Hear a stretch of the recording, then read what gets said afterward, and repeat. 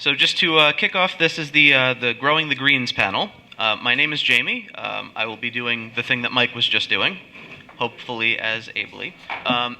My affiliation, I'm not vested with any particular authority within the Green Party, but I do like to help out at the state level when I can. And with that said, I'm going to kick it off to the people who actually do have some of that stuff. Mojo. That mojo, yes. For starters, from our membership committee, we have Diane Moxley. She will be walking you through the many steps of the membership mambo.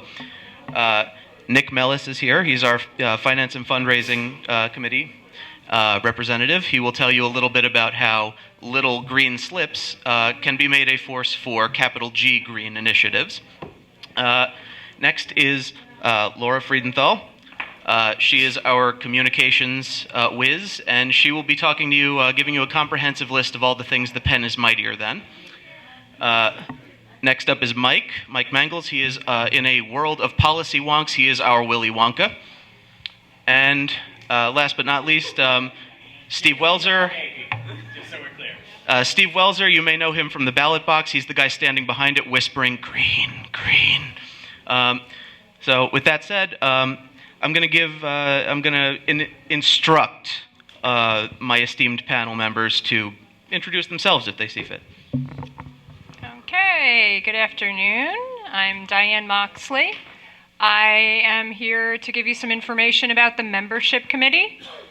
What we're looking to do at this time is grow the Green Party, statewide, county, regional, etc.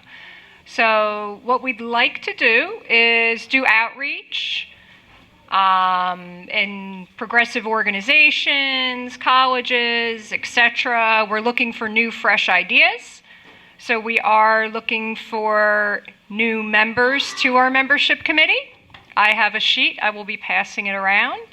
And I would ask anybody who is interested to sign up for the membership committee. The info sheet is name, county, and emails at this time. We do have an email list that we're going to be working with, and that's how we're going to communicate and try to drum up some great ideas to build and grow the Green Party. So what we're doing is looking to gather information for new members and find out what volunteer opportunities we can plug new members into to increase their level of participation within the Green Party. With outreach, we'd like to address some misconceptions. We're not just about the environment. We're about social justice, worker rights, healthcare reform, the student loan crisis, money out of politics. So we want to make sure we're plugging into the right groups to then grab new members. You might have heard us talking about earlier, we're also looking to start some regional meetings. I know Mike and I are looking to grow a North Jersey regional meeting, so that will be another opportunity to grab some new membership. I think pretty much that's the gist of it. We're sort of newly formed and growing the membership committee. So if anybody has any questions, or I could, yes. We have a list of over 50 volunteers who are presumably members, and wouldn't they be the first ones you'd want to tap? But they have to get organized. I mean, they're all over the state, and they don't know what to do. They want to do something, but nobody's really asking them to do anything for the most part. So that can take a lot of organization. Yes, absolutely, and that's what we don't want people to just fill out a sheet, write down all the lists of activities they're interested in, and have it sit in a box somewhere. So yes, I think that should be a job for the membership committee to get organized, grab the people, and then plug them in. Absolutely. Yes, David? There's other membership committee members, but yes, you could address it to me. I would when we attended home, we attend a Hindu meeting in Edison. It's religious on Sunday nights. And my comment is, it's not because you've been negligent. There is an incredible energy in this state amongst the Indian. I'm talking about, how do you say that for? It's not there, people from India, and also the Hispanic community, and also the Chinese community. And I'm saying this proactively. Edison, New Jersey, you're not talking about. So my comment would be, I'm sure you're aware of this, is reaching out to those groups. Because there was a terrific a mayoral election in Edison for a physician who's from India, who got real close to beating the Democrat.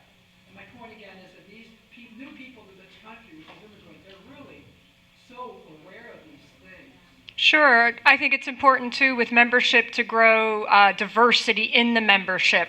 And I know Nick wanted to address the issues specifically that you're talking about. Basically, I think we ought to consider mimicking what the Obama people did in 2008. Certainly not policy-wise, but they made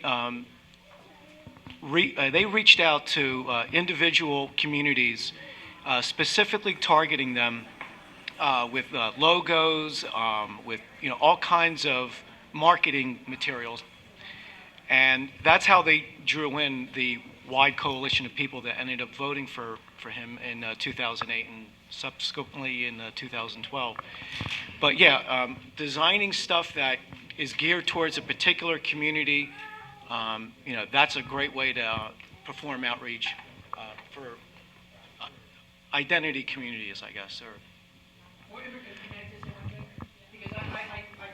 We're a little off the rails here, so All right, I'll put the train back on. Okay. So you should join the membership committee. You might have some great ideas. I'd love to open up the floor to questions. First, I just want to make sure everyone has the chance to finish introducing themselves, and then we will, of course, we'd love to hear from you. So. Okay, my name's Nick Mellis, and I'm the newly elected treasurer. I just wanted to emphasize how important it is to give whatever you can to help us out. We have bills like any other organization. We're trying to reach out to the general public. New Jersey's a very expensive state to not only live in, but also to promote yourself in. One key thing that I really want to emphasize is even well-meaning people want to give us checks that are made out from their corporate bank accounts.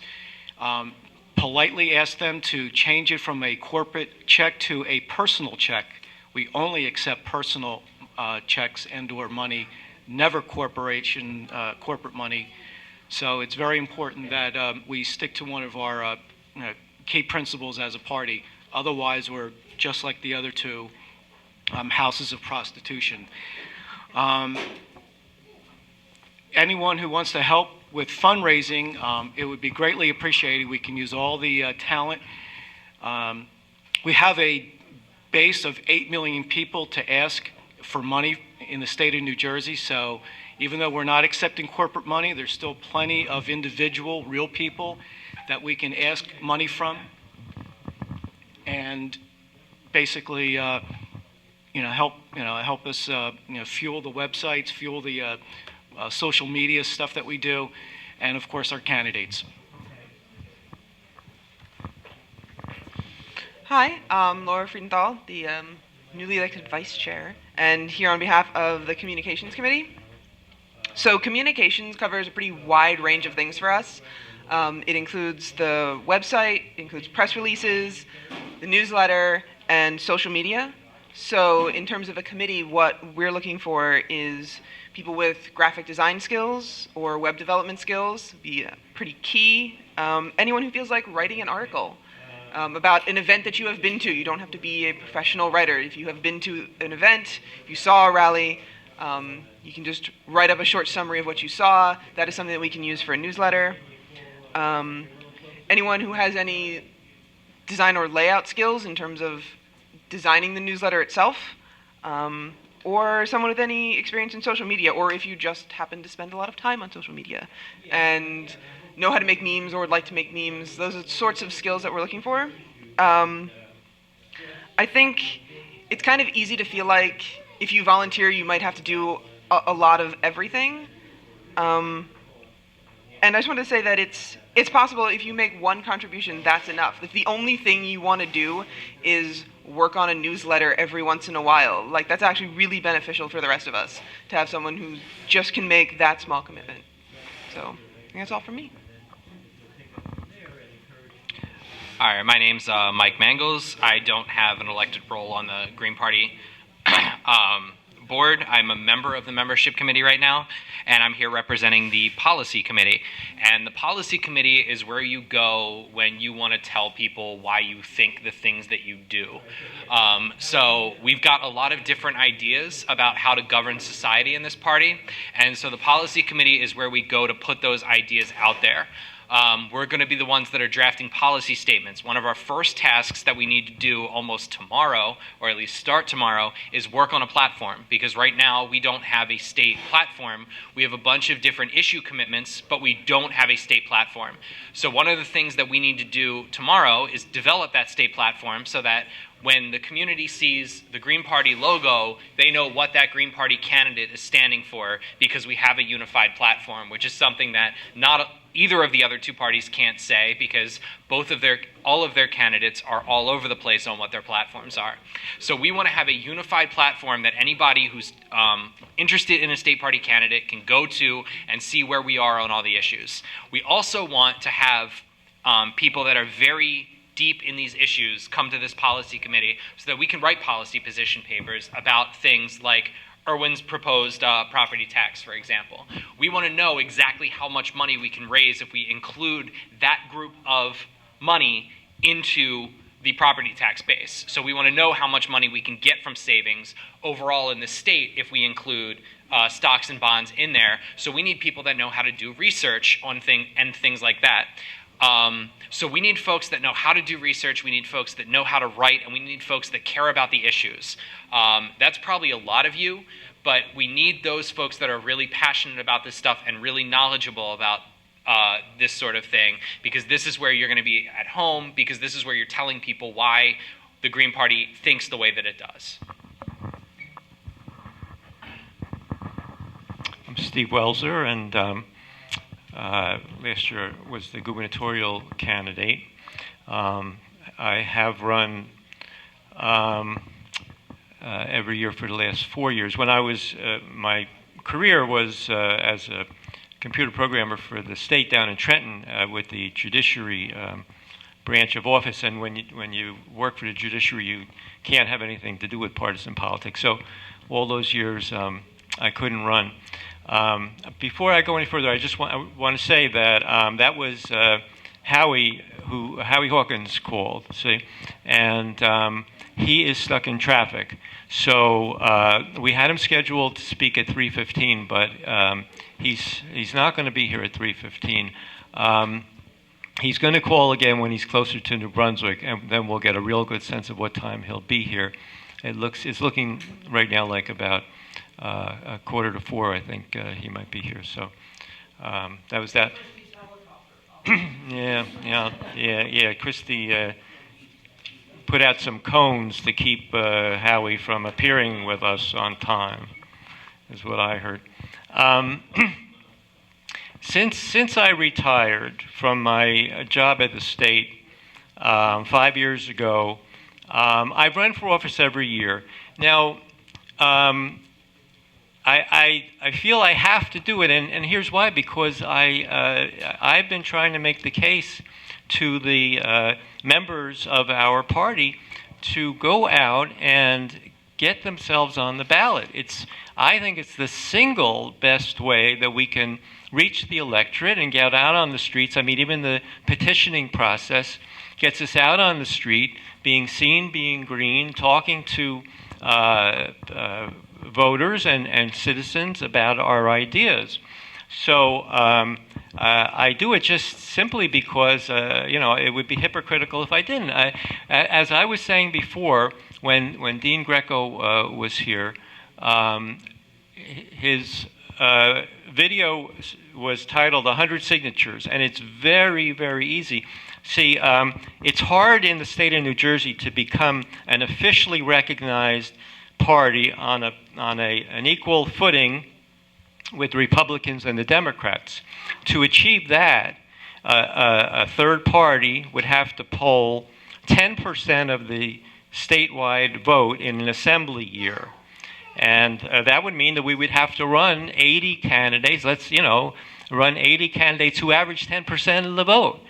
Since they passed that law, we have some friends here from the Socialist Party today, and I mention that because they passed that law because the Socialist Party in the early part of the last century kept achieving, there was a 3% threshold to become recognized as a party, and they achieved it.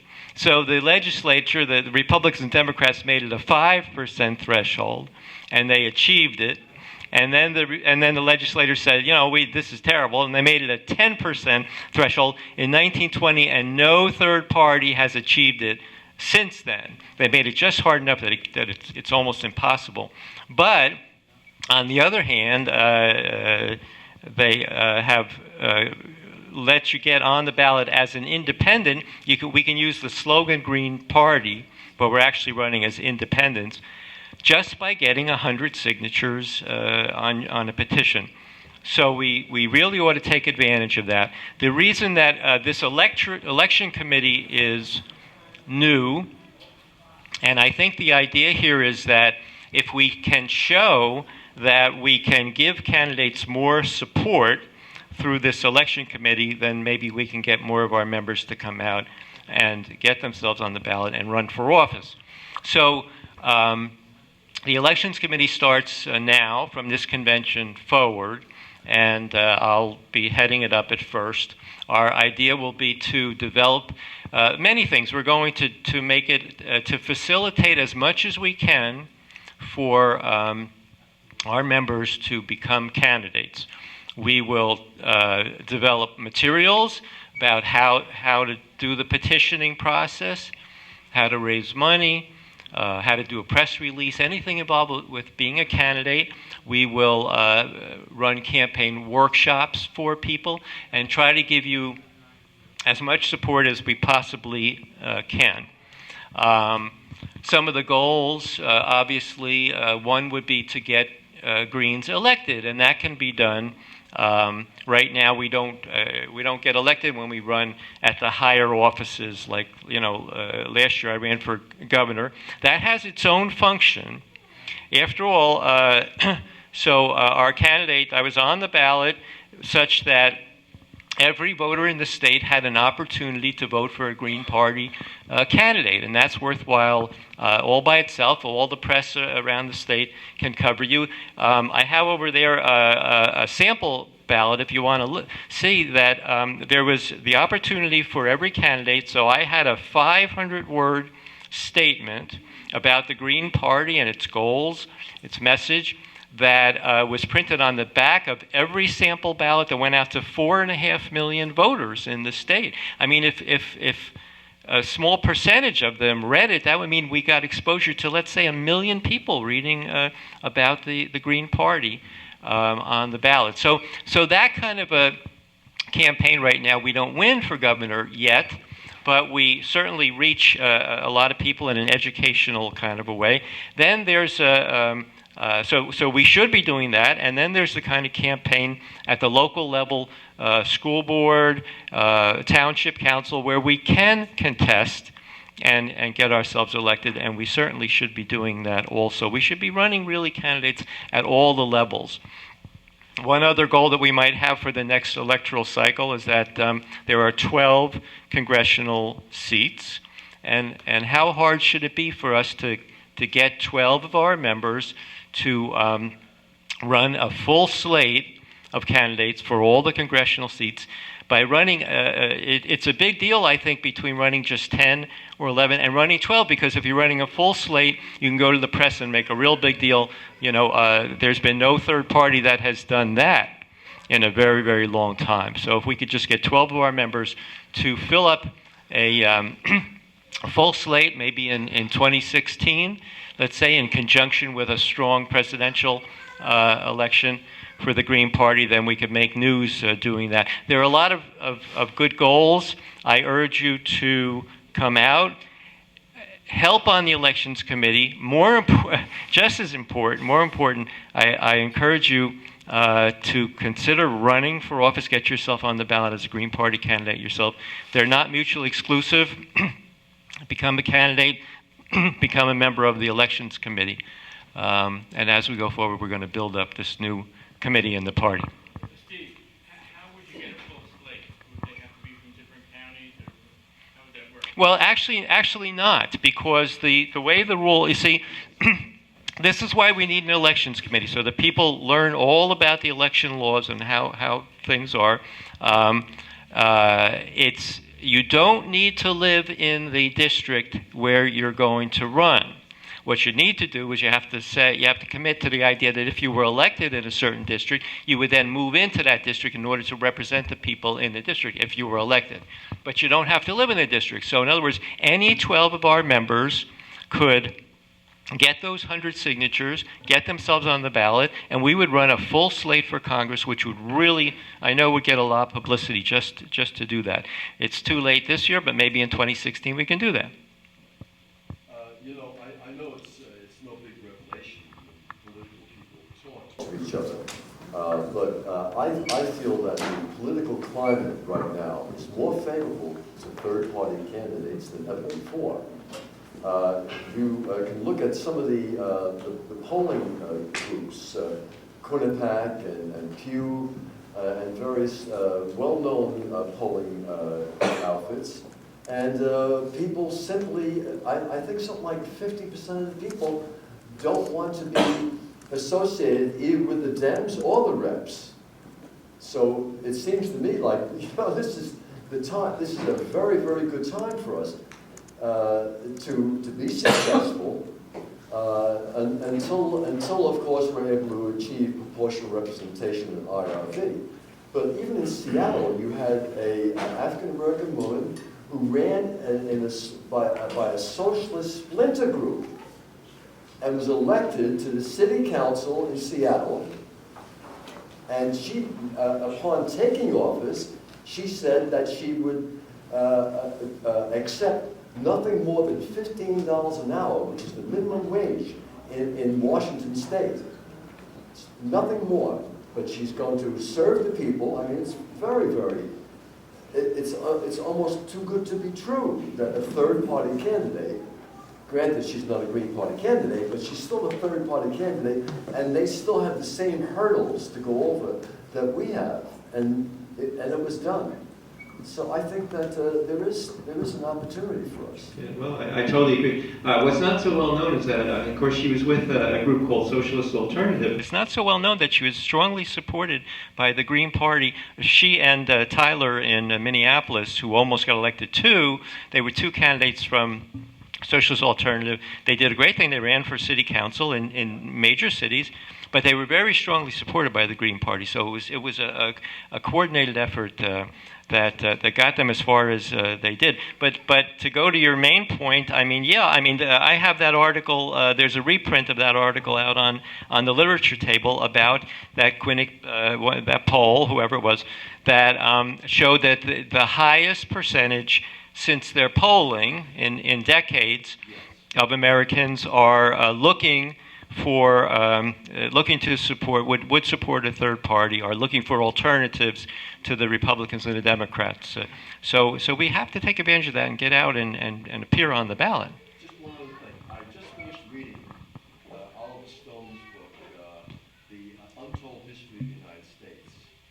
And it goes into one point, the whole Florida debacle, the whole Florida myth that made caused Bush to win. He just lays it out. Oliver Stone lays it out. He and his co-author in detail about how this totally it was only placed on NATO because they wanted to destroy the Green Party. It could easily have been attributed to Pat Buchanan or any number of people. The Jewish people in West Palm Beach, with the with the type of ballots they used. A lot of their ballots were attributed to Pat Buchanan. I mean, it's just incredible. The African Americans in some of the northern counties of Florida totally taken off the voting rolls. So I recommend that book, The Untold History of the United States. Some of the interesting things we'll do in the election committee is have discussions. I mean, see, what you raised is a very interesting point of discussion, which is the whole concept of spoiling. I mean, whether Nader did or did not spoil in 2000, in a sense, you know, this is part of the discussion we'll have, but it's sort of irrelevant because if we're going to run, and if we're going to run seriously, then there's no question that we are going to quote-unquote spoil at some point. That's the way the system is set up. It's not that we're doing a bad thing by running. It's that it's a bad system that can include the concept of spoiling. But the actual discussion about it is whether to specifically go out in certain situations where you know it's going to be a close race between the Republican and Democrat, and you know in that case, see, we had our beloved Earl Gray. A lot of you might remember Earl, and Earl did a great thing one year. He ran for state senate. See, he ran over and over again, also like I've been doing, but one year. The race was going to be very close. He had his choice of running for assembly or senate. He said, I'm going to run for senate. And he got himself a lot of publicity. The newspapers knew that his vote could make a difference in the race. And so that's just we'll be talking about strategy like that, whether to target races that are close or not, and this and that. So you know, if you like that kind of discussion, come out and join the elections committee. I saw that hand first. Miss? Thank you. Steve, what you said about running, educating people about the Green Party is so true. I loved it because I could pass our literature out and my own, of course. But I don't like to frighten anyone, but you have to be careful about the questionnaires that you're getting and where they're from. Because there's a questionnaire that I received from Vote Smart, and it's supposed to be if you as a candidate have the courage to answer certain touchy questions. I worked really hard on that. Erwin helped me. He edited some of the things. We talked about it. We didn't agree 100% on everything, but I worked very hard on that. Then I had to do this online. So I had to fax it to him, the answer sheet. We tried 4 times to fax it. It wouldn't go through. Fortunately, there was a number to call. I did call, and they said they took my name and so on, and they said that we'll allow you to mail this in. And I wrote that it was because you were unable to fax this. Now, what happened was, I was in Vieques with Irwin, and I was invited to do a radio broadcast, you know, an interview. But the moderator didn't know who I was, or he knew a little about the Green Party.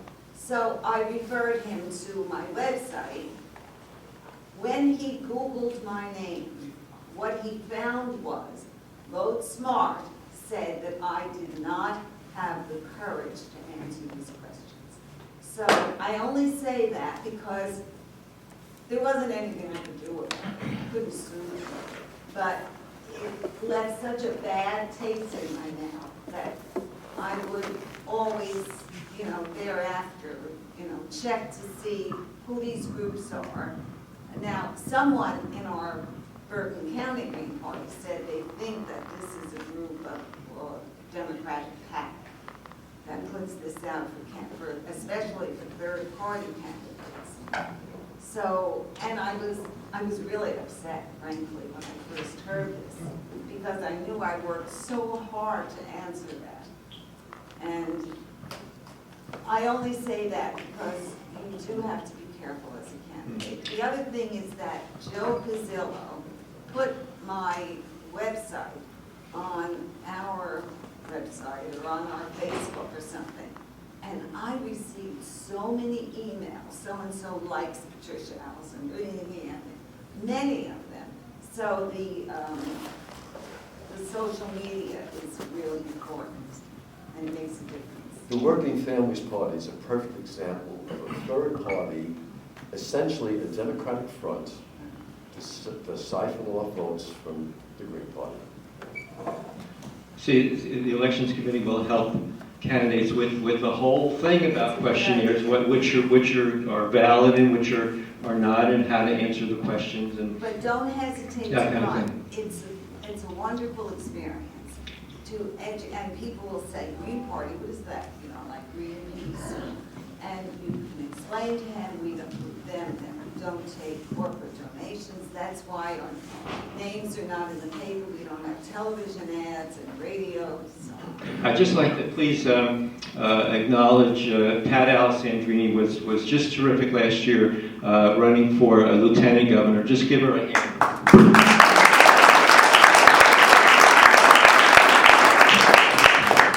Thank you very much. Sir, you have had your hand raised. Okay. One positive thing about the new virtual world is, and Steve and I have already talked, Steve knows this, you don't have, every county election commissioner will email you. You don't even have to say anything. You can email him and he will give you an Excel file of all the voters, any district you want. He'll batch it for you in Excel. And Excel is really not that hard to work with. So it just has to do with voter materials. So if you want to run for public, by the way, I really think what Bill said really resonates, because I live in Elizabeth, probably one of the nastiest, most corrupt cities in New Jersey. But we've had several people run as independents came hair's breadth close to getting in. So my point for that is the lower local offices is where you should focus on. And the second part is that, what was the second part? Oh. The new tool is a wonderful tool. They changed the laws about 6 years ago about absentee ballots. Absentee ballots used to, I know this from using with the Democratic Party, used to be a real chore.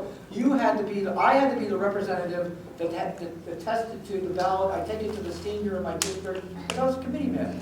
You know what I mean? It was very arduous. Now, the absentee ballot has been relaxed so much so my point is that with third parties, because a lot of people, I have one more and I'm done. The third party thing is a lot of people do, I think, want to go for third parties, but in the last second, and I went to Rutgers Poli-Sci, Ross Baker, we had a good program here, yeah. People in the last 25 years have not made the decision to vote until almost the night before. Before World War II, Steve knows this, they were set in their minds a month before. And it's been now it's so tenuous. But anyway, the tool, the absentee ballot is just marvelous. You can use it, and you don't have to, and the voters don't have to feel it, they just mail it in. Okay, you with me? Now the last thing I was just going to make, this is just a political democratic statement. New Jersey, everybody knows this, I'm just going to reinforce this, it has the largest pool of voters in the state are the independents, and they outnumber the Democrats and the R's 2-1. I think it's almost 3-1 now. And I've been reading, actually I read this stuff, and also their educational level has risen. Most of the time they were college, now I'll give it to Steve. There's so many wonderful free things that you can get to target your effort for voting. Okay? Understand? Because anyway, that's it. Thank you, Dave. Very good comments. Obviously any.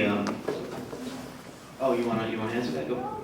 Yeah. Steve briefly mentioned about the spoiling of elections. Wear it as a badge of honor if people do insist on blaming the Green Party on electing George W. Bush. And here's why. Don't forget, it wasn't the Greens that voted for the war in Afghanistan or Iraq. It was the Democratic Party that was co-opted by Bush, who ended up in an illegal war overseas in the Middle East. And so it wasn't the Green Party that put Antonin Scalia in the highest court in the land, or Clarence Thomas. It was the Democratic Party. So please, in a way, wear it as a badge of honor and say, yeah, I voted for Nader in 2000. I would do it again 100,000 times if he was to run again. And I have no problem whatsoever with what ended up happening. It was unfortunate that a war criminal like Bush was elected or stole the election. And again, even there, the Democratic Party allowed that election to be stolen, didn't even bother contesting the entire state of Florida. Remember, Al Gore only contested a few counties in Florida. And so that's not our problem. So don't blame the Green Party as far as, we're the ones who ended up, causing all this mess, nonsense. No. We never had a single vote in the House or the U.S. Senate to go to war, to do tax cuts for the wealthy, to pollute more, to do all these nasty things that have happened since Bush stole the election in 2000. Corporations control our foreign policy. Right. 100%. Any other panelists wish to add anything to that? Okay. Any other questions out there? There's just a small point, actually, that also links in right to the instant runoff issue, since obviously any social law is just a tendency, but what we've been describing here is kind of this thing, diverger's law, it's called, in which any first-past-the-post voting situation tends to coalesce around two parties. And so instant runoff voting also is kind of a major issue for getting third parties to really have a voice in this process. Did I see another hand? Sir, yes, Irving.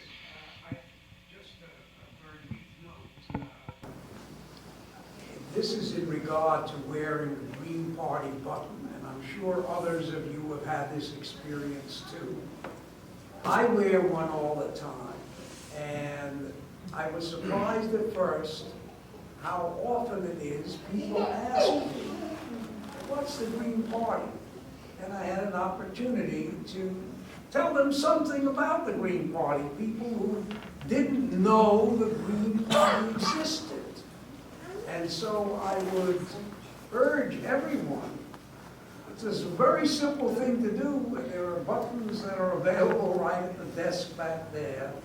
You just wear a little button like that, and you're going to find that from time to time, it's not going to be necessarily every day, but from time to time, you're going to get people who are going to ask you, what's that? It's a Green Party, and you'll have a chance to talk to people who will not have known anything about the party. Erwin, in the city, coming from the doctor's appointment, and someone passed by, they see his green button, and this man was from Scotland. No, New Zealand. Oh, New Zealand, I'm New sorry. Zealand. He was a member of the legislature of Yes, New Zealand from the and he Green was so Party. excited to see that Green Party and struck up a conversation in the rain. So it's true. Well, there's 33 members in the German, whatever they call it. Was it? Bundestag. It was there, and the word Greens. Wonderful. Sir?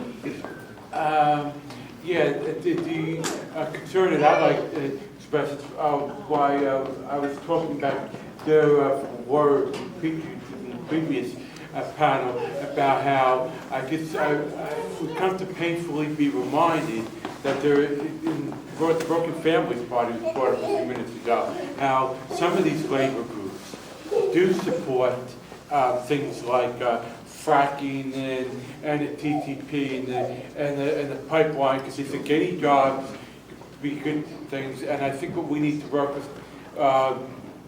with convincing voters, and I'd like to ask how we can best do that, convince that some jobs could actually hurt the economy because they're short-term goals, and then they result in pollution, healthcare problems. Obviously, we got all these explosions and safety hazards that we can.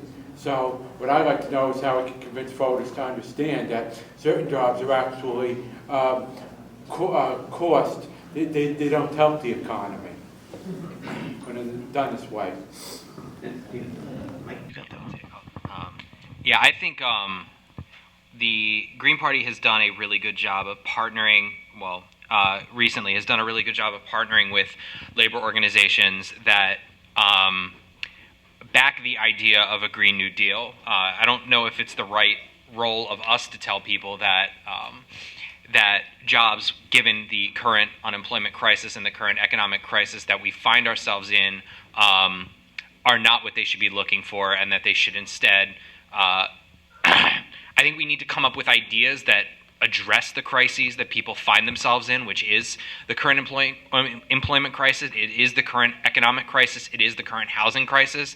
And rather than trying to argue people, we need to meet the needs that they're presenting with us, which is employment, which is the economy, and which is housing. We need to meet those needs, and we need to find creative ways to meet those needs. And that's how we're going to move forward in the future. And it's not going to be by arguing with people and bickering that the values that they hold aren't actually important to them.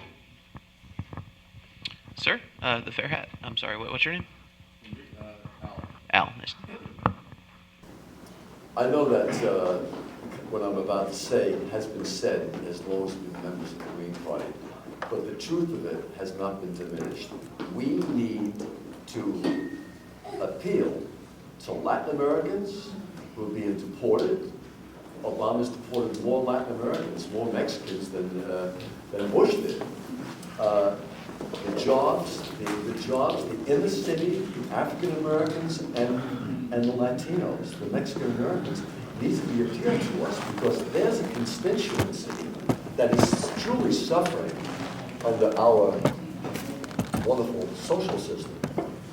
And we need them in the Green Party. And once we got just a handful of those folks in our party, we'll get others. It's a very difficult situation.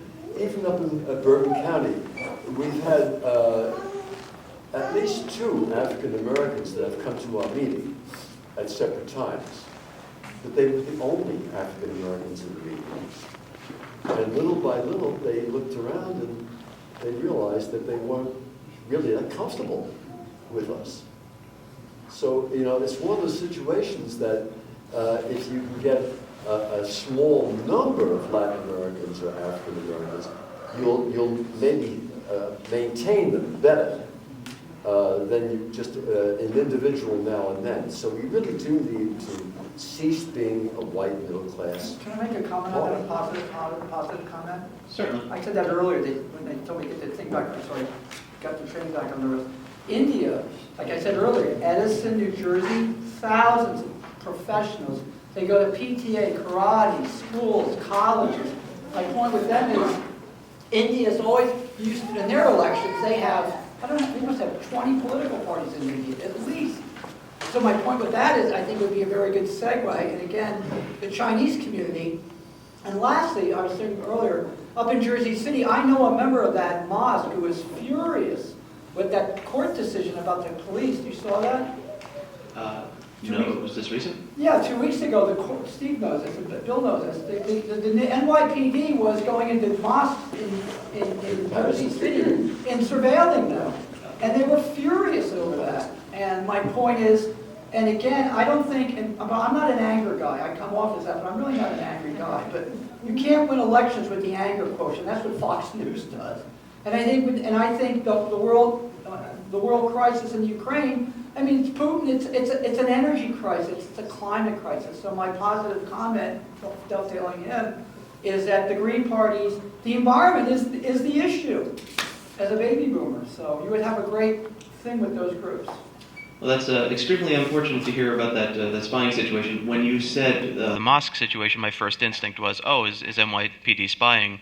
But then I was like, no, wait, that was 2 years ago. Oh, no, same story. Okay, different day. Does anyone have a remark? Go ahead. Yeah, it sounds like a membership issue, and like I said earlier, we have to. I believe we have to do outreach. We have to do outreach to communities that maybe we haven't outreached to before to grow the party. I do think the party needs to be more diverse and inclusive and reach out to groups that we haven't reached out to before. So I'm going to be passing out a sheet, even as Lora was saying with her group.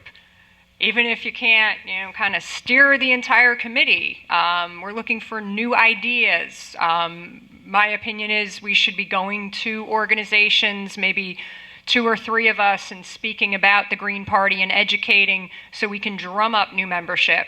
So you were both talking about communities that maybe we're not connecting with. So even if you just want to put your name on the committee list to throw us some organizations and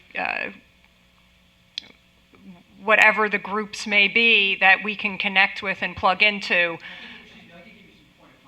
Sure. But maybe you want to be on the membership committee, even if you're just shooting an idea here and there. You don't have to run the whole show. Just, input is very important, I believe. So thanks for those ideas. How about a simple task? Let's all promise each other here in this room that next year we're going to double the amount of people who showed up today. That means that I'm tasked with bringing at least one new person into the next Green Party of New Jersey State Convention next year.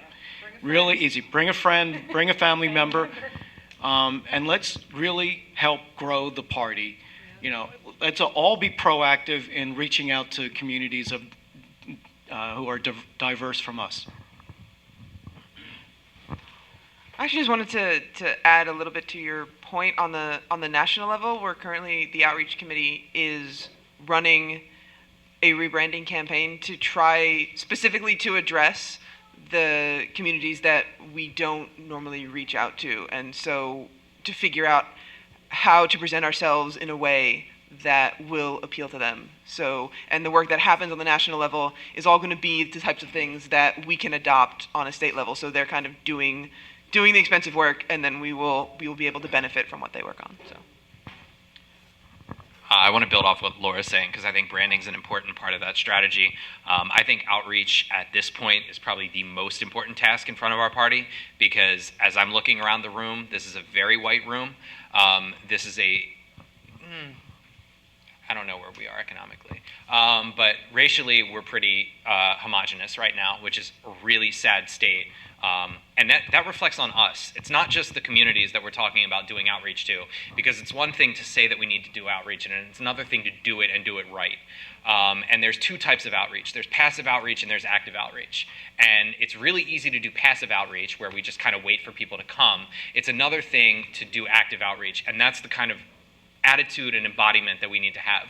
We need to be addressing the concerns of these communities, and the communities that we're talking about being attractive to need to know that we're in their corner, fighting for them, fighting alongside of them, because this is our shared fight and our collective fight. And if we stand up for the communities that we're trying to reach out to, they will be there next to us, fighting alongside of us. And that's the attitude we need to take into these fights. I have done a lot of work around the immigrant community, around deportation issues, things like that. And that's why these folks were here today, to share some of their experiences with you. And that's the type of relationships that we build. But you have to be on the ground, and you have to make a personal commitment that you are committed to going out and doing the outreach yourself and being there to support them and stand alongside them. All right, ma'am, your hand.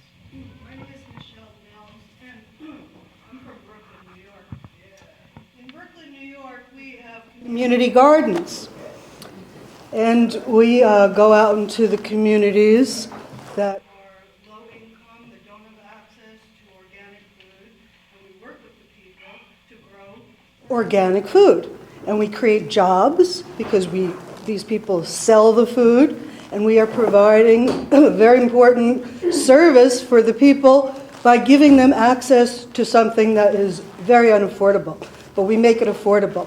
In one garden we took over, it was a garbage lot.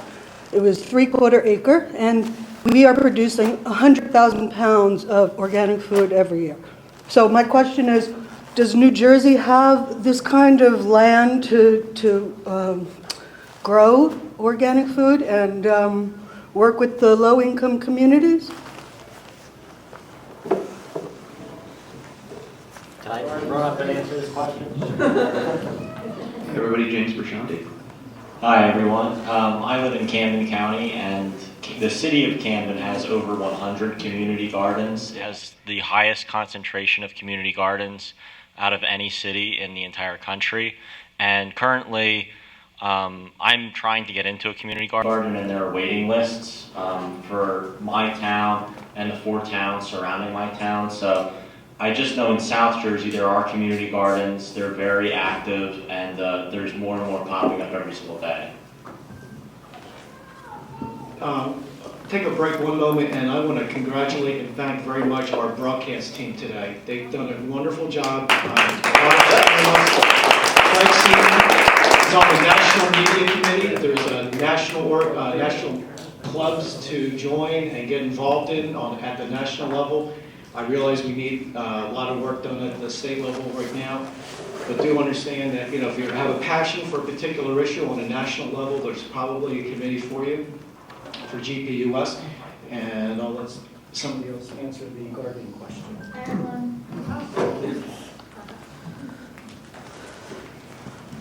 So there is a place called City Green.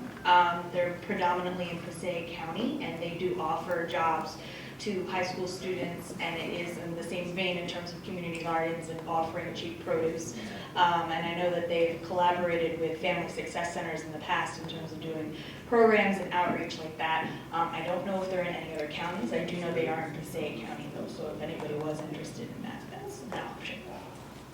Thank you, Carol. All right, I think we're gonna probably wrap this up soon. So maybe one or two more, and then and look at that, we got two hands. So Pam, I think I saw you first. Pat, sorry. To get back to the diversity question, several of us in Berkeley County belong to POP, People's Organization Progress. This was founded by Larry Ham, who's African American, Princeton graduate, brilliant academic. Instead of taking the scholarship he offered, he wanted to go back to Newark, organize this group to really protest police brutality in the beginning. Several of us have gone on rallies with him. He in turn came to Bergen County and officiated at two of our forums. We also went down to Newark protesting. Mostly African Americans belong to this group in Newark. We went to fundraisers. We've been to Newark in rallies. They're having one every week for Martin Luther King. It had something to do with Martin Luther King. I can't remember now. Every day. But we were there. Every day. They protested because of lack of jobs. Yes, I mean, they were asking for jobs and so on and so forth. At one point, four of us, Green Party people, were at a rally for reparations. This is several years ago. And Larry Ham pointed us out. He said, oh, I don't see any Democrats and Republicans here, but the Green Party is here. Not one person joined our party. Now, they have come to some of the forums we had, but I'm not complaining. I'm puzzled. And if anyone has an answer, I would love to hear it, because Alvin, who's responsible for more Green Party recruits than anybody I know, he's struggled and tried over the years. And I don't understand. Now, maybe they both agree, and I hope they do. They just don't come to our meetings or join, register. But I'm really puzzled, frankly. Anyone have a thought for that? One of the things we did earlier in the convention, we didn't get a clarifying question about it. I would have talked about this for a while. We signed on to the People's Conference for Jobs Equality, Freedom and Peace and Justice or something. There was four key pillars. That was an event sponsored by POP. So we are now, and I had been working with POP's steering campaign committee. POP was scheduled to speak on this panel today. The reason they didn't speak, and I didn't say this, I don't know why, probably because I just forgot. Larry Adams got sick this morning, and Larry Adams is in bed recovering from an illness. That's why POP wasn't here today. POP was committed to come. They were going to come and speak, and they were going to talk about the work that they do in Newark. Yes. So we are building a better relationship with POP, and POP is being integrated. POP signed on to the Global Climate Convergence alongside of us. So we are continuing to do this action. In fact, one of the ways that we can do this work is to show up again to to leave your homes again next Saturday and come down to Princeton, New Jersey, because in Princeton, New Jersey, next week, May 10th, there's going to be the Global Climate Convergence of New Jersey, and it's a massive coalition of a couple of different groups. The Socialist Party has endorsed the event. The POP has endorsed the campaign. A couple of other groups that were here today have endorsed the campaign. CPAs for Community Support endorsed the campaign. Normal endorsed the campaign. Food and Water Watch endorsed the campaign. We're trying to bring together the issues of people, planet, and peace over profit, because part of what the Green Party needs to do is shake its image as an organization that only cares about the environment. And we know it's not true. We know it's not true, but it's an image, and it's an image that we need to work really hard to shake because it's in our name. So we need to do a lot to get out in front on a lot of these other issues to kind of break the association between trees and to really push the social justice element of our platform really, really hard.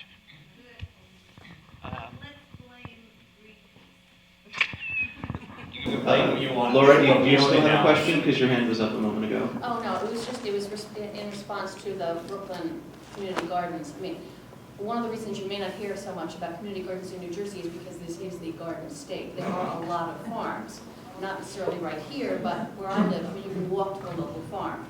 I live in East Windsor, and just recently, I think this year, for the first time in one of the local parks, they're sponsoring community garden spots, and they only have a few of them, but 10% of that spot, of the spots that they have, the produce that's produced in there is going to the local food bank. So, you know, these things are happening, but you know, this is a suburban, basically suburban state. There are more CSAs, for example, you know, around than there are necessarily community gardens, except in, you know, perhaps the cities. But but even now in smaller suburban communities, the community gardens are starting up. Thank you. So I guess, Steve, did you receive another call from Howie before? Or was that? Yeah, Howie is really stuck in traffic, and he'll call me again in about 10 minutes to see whether he's going to make it or not. He's from Syracuse, New York, so he's not used to what we get around here. No, he's around exit 14A, but there's something going on up there around 14A of the turnpike, and he's just... I know the answer to that. I go there just before last week's Skyway. Yeah, last week's construction. It's all rerouted. Everything's... Yep. I go there every day. Okay. Laura, did you want to? Okay. All right. So then let's just field a few more then. All right. Dave had his hand up first, and then you two. I like what that young fellow sitting next to Steve who got upset. Mike. Yeah, and listen, you know, you got to do years. My grandmother was a national committee woman for the Democratic Party, and she had juice up near Boston. I have a picture of her with Bess Truman in 1948, and my grandmother, she had juice. You know, she had street cred. What I like what he was saying, what I hear here, and Steve knows I've done this. I'm not an angry guy, but I'm going to talk straight. You're starting to get a little more of an edge to you in terms of backbone. I'm not saying you didn't have a backbone, please. I like invertebrates over vertebrates. Did I say myself there? But I like what I'm hearing and going out and being one-on-one in the streets, talking to people. Whoever said that earlier, there really is, that there has to be that Quinnipiac shift is really, I think, is valid. That's it. All right, thank you. Another from you? Michelle. Michelle, sorry. That's okay. Another thing that we utilize in New York, I don't know if you have access to public access television. Do you have access to public access? Do you guys have any kind of green show? I have suggested the Green Party be on TV here in New Jersey a lot. I used to have a county party. The Green Party in Mercer County had a TV show from the Green View. And so, yeah, having public access TV around is awesome. Princeton Community Television is where I operate out of. I pay $20 a year to be a member. I'm sorry, don't mean to yell. I pay $20 a year to be a member of the Princeton Community Television, and for $20 I get taught audio, lights, camera work. I'm able to assign cameras out of the studio, take them on location, set it up and videotape something. So taking advantage of all the media that is out there, and we no longer have to depend on the big networks and the big corporate media. We now have independent media right here. We're breaking through a barrier by having live stream, being broadcasted on something like live stream globally. So, there's plenty of opportunity out there to get on television, radio, a simple podcast. Most computers come with a microphone and/or a camera. Just simply record yourself for like 1 minute, just 1 minute with Dave for this week, and Dave's going to talk about, whatever he wants to get off his chest, and that's a podcast. There you go. You just syndicated yourself. You just created a whole new show for yourself to distribute to others who care to listen to it.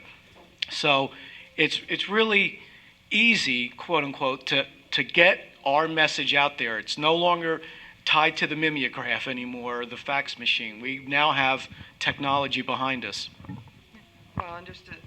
That sort of broadcasting and podcasts and TV would also fall under communications. So if that is a passion of someone, volunteer for a minute podcast that anyone can do. But that's still one of those solid contributions that really makes a difference to the entire party. The reality is, folks, if you want to help grow this party, we have a role for you. That's the key, is you need to sign up if it matters to you. If you want to see this party grow, step up and make a commitment. It doesn't matter what role you're doing. It doesn't matter how much time you can give. Anything you do is going to help. If anything you want to learn, you can also learn, because there's probably somebody who knows and can teach you. So we have some people who are decent at social media, and if you want to get better at it, you can come learn. But we do need some things that we don't already have. But the reality is, if you want to do something, there's going to be a place for you to help grow the Green Party doing it.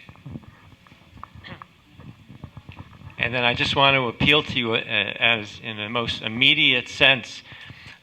Please, you see, the more we can't hand in just 100 signatures, because if we handed in 120 or something, the Democrats and Democrats would throw us off the ballot. It's hard to get 100 that are valid. They're really registered. They really live where they sign, and they're in your district and everything. So please help me. I'd like to. And the more signatures you hand in, the press notices what kind of support you have. In the next 30 days, I have here petition booklets on a clipboard, and they're all filled out and they're all ready to go. Please help me. Come see me right after this. I'll set you up. It doesn't matter where you live in the state.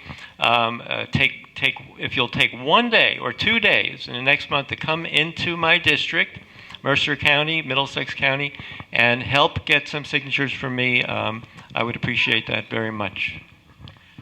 All right. I think that just about covers it. We have any closing remarks, or are we just good to wrap it there? All right. Well, thanks to the panel for fielding all that. They will continue to be around, floating, to discuss these matters further.